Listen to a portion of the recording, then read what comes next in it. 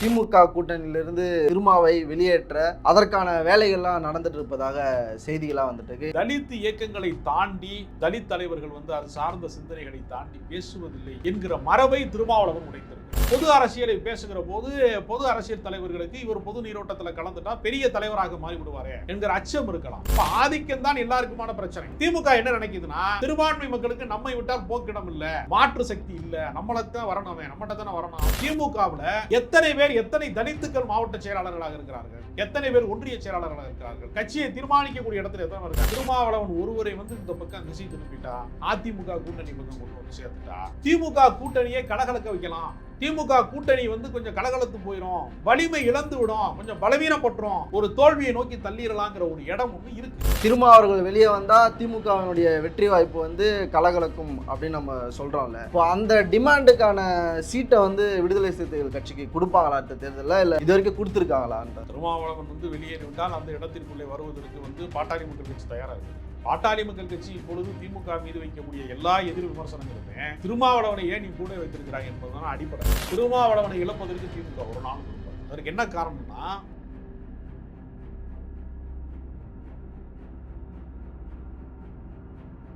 அறம் நாடு பார்வையாளர்களுக்கு வணக்கம். இன்று நம்முடன் இணைந்திருக்கும் சிறப்பு விருந்தினர் அரசியல் விமர்சகர் ராஜகம்பீரன் அவர்கள். வணக்கம் சார். சார், இந்த 2026 தேர்தலுக்கான வேலைகள் திமுகவினர் இப்போதே தொடங்கிட்டாங்கன்னு தான் நம்ம பார்க்க வேண்டியதாக இருக்குது. அந்தந்த தொகுதியில் இருக்கிற உறுப்பினர்கள் அதனுடைய செயற்பாட்டாளர்கள் எல்லாருமே சேர்த்து வச்சு ஒரு உதயநிதி அவர்கள் ஒரு மீட்டிங் போட்டிருந்தது. அந்த தேர்தல் கண்காணிப்பு குழு மீட்டிங் போட்டு தான் நம்மளால் பார்க்க முடியுது. ஆனால் அந்த செய்தி வந்ததுக்கு பிறகும் சரி, அதற்கு முன்பிருந்தே ஒரு 6 மாதத்திற்கு முன்பிருந்தே ஒரு செய்தி போயிட்டே இருக்குது. என்னென்னா, திருமா இந்த கூட்டணியை விட்டு வெளியே வருகிறார், 2 சீட்டுக்காக நீங்கள் இங்கே இருக்கணுமா அப்படின்ற பேச்சுக்கள்லாம் தொடங்கிடுச்சு. அது நாடாளுமன்ற தேர்தலுமே அதற்கான பேச்செலாம் சமூக வலைதளங்களில் பேச ஆரம்பிச்சிட்டாங்க சார். இப்போதும் அந்த திமுக கூட்டணியிலிருந்து திருமாவை வெளியேற்ற அதற்கான வேலைகள்லாம் நடந்துட்டு இருப்பதாக செய்திகளாக வந்துட்டு இருக்கு. இந்த செய்தி உண்மையா, இல்லை திமுகவிலிருந்து விசிகாவினரை திருமாவளவன் அவர்களை பிரிக்க ஏன் இவர்கள் இந்த அளவுக்கு முயற்சி செய்கிறாங்க சார்? திருமாவளவனுடைய அரசியல் இயக்கம் என்பது, விடுதலை சிறுத்தை கட்சிகள் என்பது பெருவாரியான இளைஞர்களை எழுச்சிமிக்க இளைஞர்களை, ஆக்ரோஷமான இளைஞர்களை, சமூக அக்கறை உள்ள இளைஞர்களை உருவாக்கி இருக்கக்கூடிய ஒரு படையாக அது நடைமுறையில் இருக்கிறது. தலித் இயக்கங்களை தாண்டி தலித் தலைவர்கள் அது சார்ந்த சிந்தனைகளை தாண்டி பேசுவதில்லை என்கிற மரபை திருமாவளவன் உடைத்திருக்கிறார். திருமாவளவன் ஈழ அரசியலை பேசியதாக இருக்கட்டும், இஸ்லாமியர்களுடைய அரசியல் விடுதலை குறித்து பேசியதாக இருக்கட்டும், ஏன் சமீபத்திலே பிற்படுத்தப்பட்டவருடைய நலன் சார்ந்த அரசியலை பேசியதாக இருக்கட்டும், ஓபிசியினுடைய அந்த இடஒதுக்கீடு சம்பந்தமாக பேசிய அதை குறித்து இந்தியா முழுவதும் தொடர்ந்து பேசுகிற தலைவராக திருமா இருக்கிறார். அப்ப அவர் தன்னை தலித் என்கிற வட்டத்திற்குள்ளே சுருக்கி வைத்துக் கொள்ளாமல், அந்த கூட்டுப்புழு வாழ்க்கையிலே இருந்து கூட்டுப்புழு சிறகடித்து வண்ணத்து பூச்சியாக மாறியதை போல தலித் கட்சி என்கிற இடத்திலே இருந்து அது ஒரு பொது கட்சியாக பரிணமித்திருக்கிறது, ஒரு பரிணாம வளர்ச்சி அடைந்திருக்கிறது. இதுல என்ன செய்யறாங்கன்னா, இந்த பரிணாம வளர்ச்சியை எதிர்த்தரப்பில் விரும்பாமல் இருப்பது என்பது ஒரு யதார்த்தமான ஒன்று. இவர் ஏன் பொது அரசியல் பேசுகிறார்? இப்ப இஸ்லாமிய தலைவர்களாக இருக்கிறவங்க என்ன நினைப்பாங்க, இவர் இஸ்லாமிய அரசியலை பேசினால் இவருக்கு பின்னால் கூட்டம் போயிட்டா நம்ம இயக்கம் நடத்துவதற்கு நெருக்கடி ஏற்படுமே என்று சிலர் சிந்திக்கலாம். ஒரு சிலருக்கு அப்படி தாட்டு வரலாம். அதே போல பொது அரசியலை பேசுகிற போது பொது அரசியல் தலைவர்களுக்கு இவர் பொது நீரோட்டத்தில் கலந்துட்டா பெரிய தலைவராக மாறிவிடுவாரே என்கிற அச்சம் இருக்கலாம். இந்த அச்சங்களை எல்லாம் தாண்டி தலித்துக்களிலே பல பேருக்கு இருக்கிற கோபம் என்னவென்றால், நம்முடைய பிரச்சனைகளை பேச வேண்டிய நேரத்தில் இவர் முழுக்க முழுக்க ஏற்கனவே ஈழ அரசியல் பேசினார், பொது அரசியலை பேசுகிறார், சனாதன எதிர்ப்பு பேசுகிறார், பார்ப்பனிய எதிர்ப்பு பேசுகிறார். அப்ப இடைநிலை ஆதிக்க சாதிக்காரன் நம்மை அடிக்க வருகிறான் என்று சொன்னால் அந்த இடத்திலே தடுக்கிற இடம்தான் திருமாவளவனுடைய இடம். அது வன்னியருடைய அந்த படையாட்சிக்கும் பறையர்களுக்குமான அந்த முரண்பாடாக இருக்கலாம், அல்லது தென் மாவட்டங்களிலே இருக்கக்கூடிய தேவர்களுக்கும் தலித்துக்களுக்குமான முரண்பாடாக இருக்கலாம். அங்கு இருக்கக்கூடிய இடைநிலை ஆதிக்க சாதிக்காரர்கள் வன்முறையில் ஈடுபடுகிற போது, சாதி ஆணவ படுகொலையில் ஈடுபடுகிற போது, கலவரங்களிலே ஈடுபடுகிற போது, இழிவுபடுத்தக்கூடிய வன்கொடுமைகளிலே ஈடுபடுகிற போது அதை தடுக்கிற வேலைதான் திருமாவளவனின் வேலையே தவிர, ஒட்டுமொத்த அரசியலை பேசுவதன் மூலமாக அவருடைய கவனம் சிதறடிக்கப்படுகிறது, நம்மீது அவருடைய பார்வை இல்லை என்று ஒடுக்கப்பட்ட மக்களில் இருக்கிறவர்கள் சில பேர் குறைபட்டுக் கொடுக்கிறார்.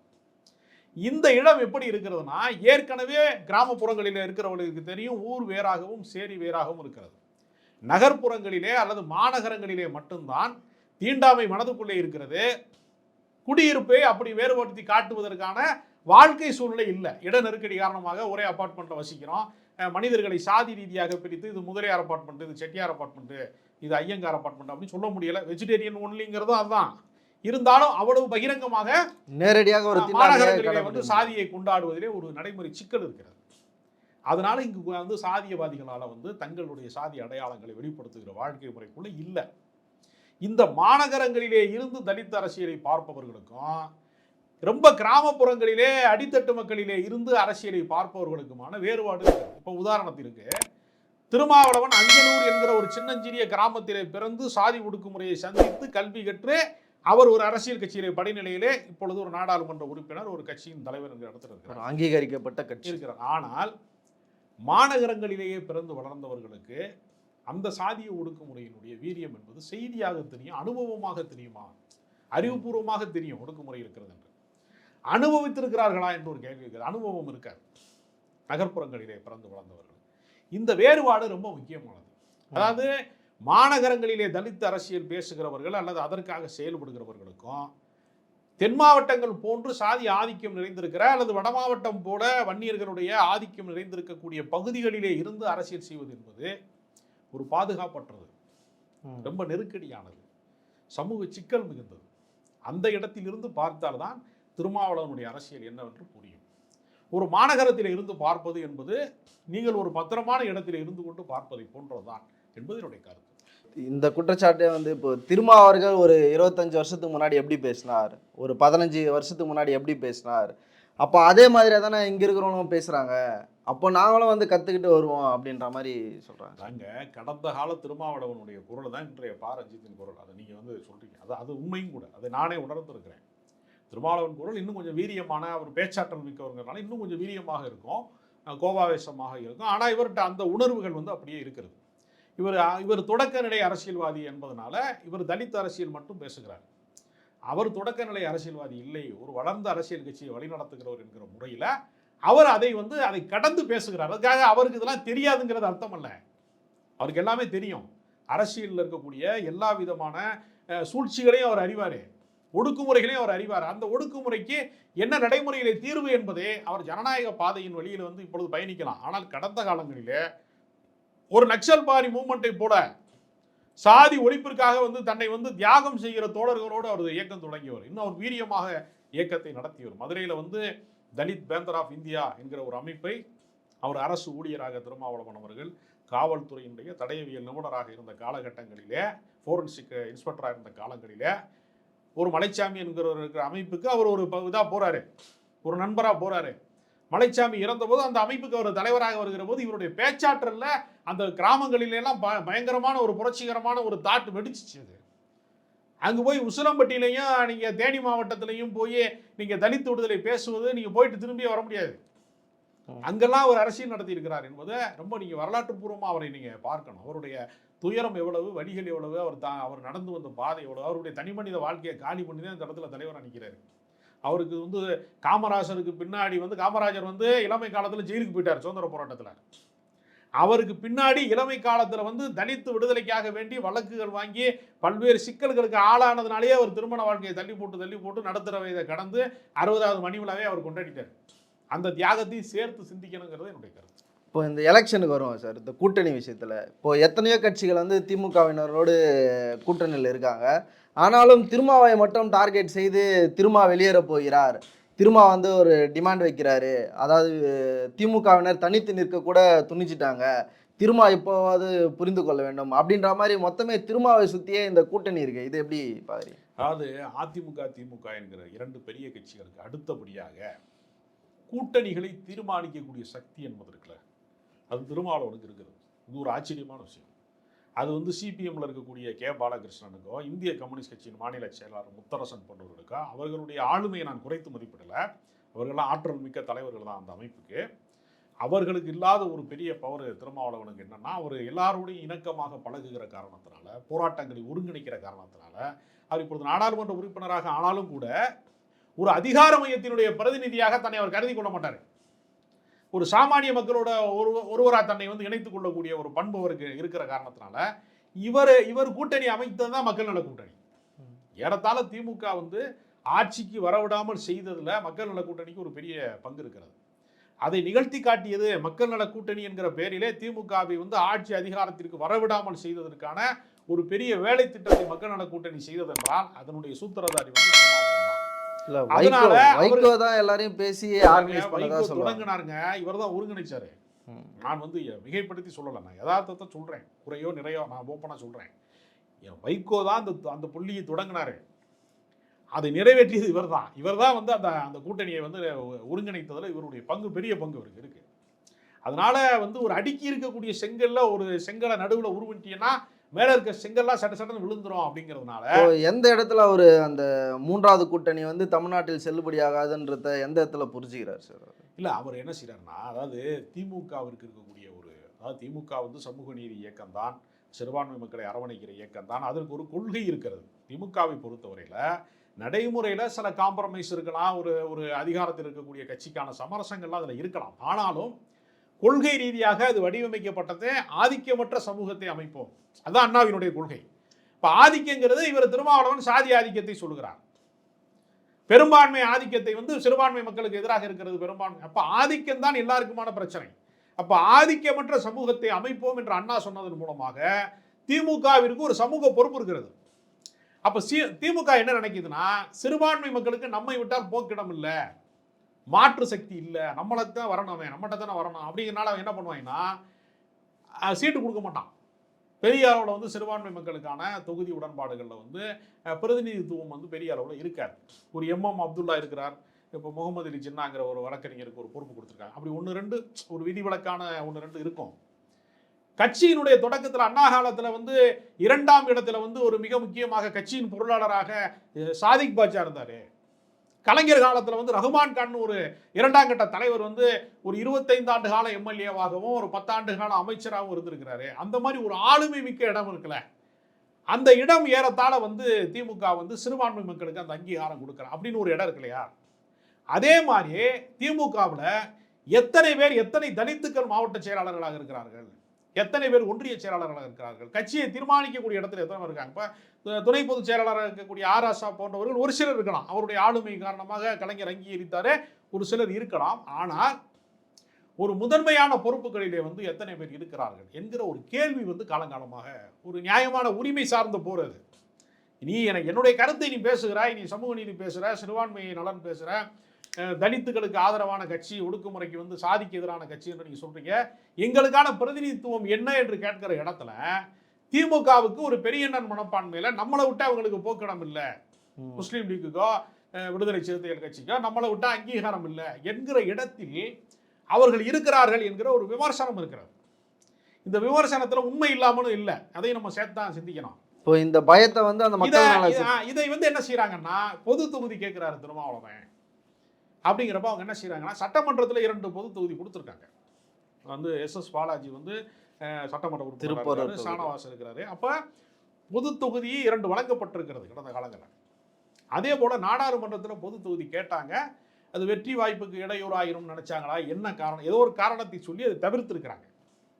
இது போன்ற ஆதங்கம் எல்லாம் விடுதலை சிறுத்தை கட்சிக்குள்ளே ஒரு நெருப்பாக கனன்று கொண்டே இருக்கிறது.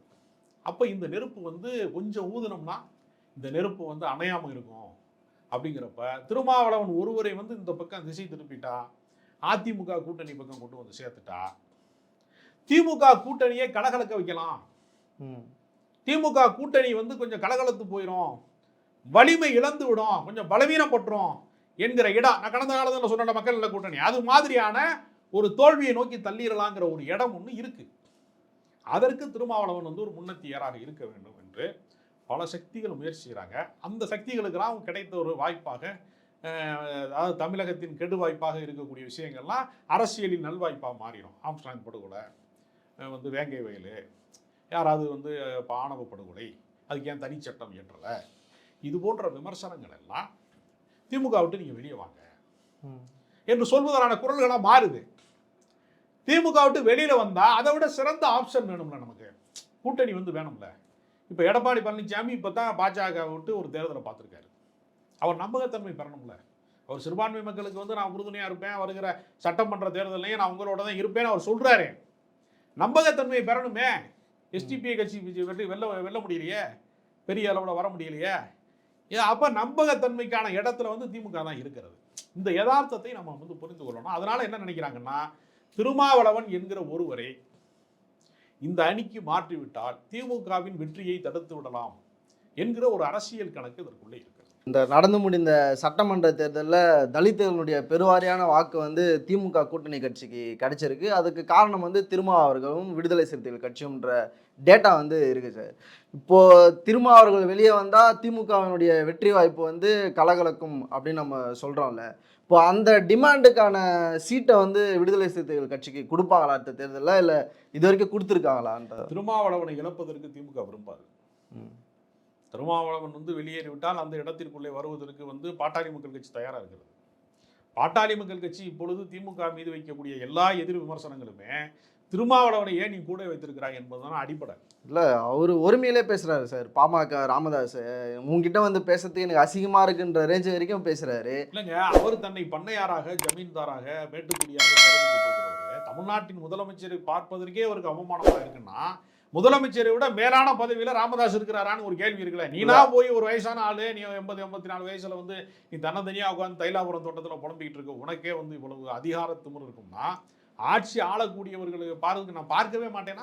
இப்போ இப்படி பேசுகிறவரை எப்படி சார் கூட்டணியில் சேர்த்துப்பாங்க திமுக? அரசியலை பொறுத்தவரையில் நேற்று நீங்கள் என்ன சொன்னீர்கள் என்பது அல்ல. நெடுஞ்செழியனை பார்த்து, நாவலர் நெடுஞ்செழியனை பார்த்து ஜெயலலிதா ஆண்ட காலத்தில் உதிர்ந்த ரோமம் நாங்கள். அவர் கட்சி விட்டு போயிட்டார் கோவத்தில். அவர் போயிட்டாருங்க. அண்ணா காலத்திலேருந்து ஒரு மூத்த தலைவராட்சிய திராவிட இயக்கத்தில் நாவலர் நெடுஞ்செழியனுடைய அந்த விலகலை எப்படி பார்க்குறீங்க அப்படின்னு ஜெயலலிதாட்ட பத்திரிகையாளர் கேட்டபோது உதிர்ந்த ரோமம். இப்போ கிடைக்காம மயிருங்கிறது அர்த்தம். அதுக்கு ஓப்பனாக சொன்னான், கூட்டா மயிருமாங்கல்ல, அதுதான் உதிர்ந்த ரோமம். மறுபடியும் அவர் வந்து அவரை கன்வின்ஸ் பண்ணி கொண்டு வந்துட்டாங்க கட்சிக்கு. உதிர்ந்த ரோமம் ஒட்டி கொண்டதுன்னு அன்றைக்கி பத்திரிகையில் தலைப்பு செய்தி போட்டான். இதெல்லாம் அரசியலில் நிறையா நடந்திருக்கிறது. அதனால் வந்து ராமதாஸ் அவ்வளோ பெரிய மானஸ்தன் கிடையாது. அவர் எவ்வளோ பேசினாலும் மறுபடியும் கூட்டணிக்கு வருவார். ஆனால் திமுக தலைமைக்கு திருமாவளையோ விடுதலை சிறுத்தைகள் கட்சியோ இழக்க விருப்பம் இல்லை, அப்படி புரிஞ்சுக்கலாம். திருமாவளவனை இழப்பதற்கு திமுக ஒரு நாள் விரும்பாது. அதற்கு என்ன காரணம்னா, கூட்டணி என்பதை தாண்டி சித்தாந்த ரீதியாக திமுகவை வந்து அடுத்த கட்டத்துக்கு கொண்டு செல்லுகிற ஒரு பிரச்சார சக்தி அவர். அவருடைய கருத்தியல், அவருடைய கோட்பாடுகள் சார்ந்த விவாதங்கள் எல்லாமே அந்த கட்சியை வலிமைப்படுத்துகிறது திமுகவை. அதனால் திமுக வந்து ஒருபோதும் விடுதலை சிறுத்தைகளை விட்டுக் கொடுக்காது என்பது என்னுடைய கருத்து. நம்ம ரொம்ப முன்னாடியே பேசிடுவோம் சார். இன்னும் எலெக்ஷனுக்கு வந்து ரொம்ப நாள் இருக்குது. நம்ம அடுத்தடுத்து என்ன திருப்பங்கள் நடந்தாலும் என்ன அப்டேட் வந்தாலும் நம்ம பேசுவோம். அரங்கத்திற்கு வந்து பல்வேறு தலைப்பு வந்து ரொம்ப நன்றி சார்.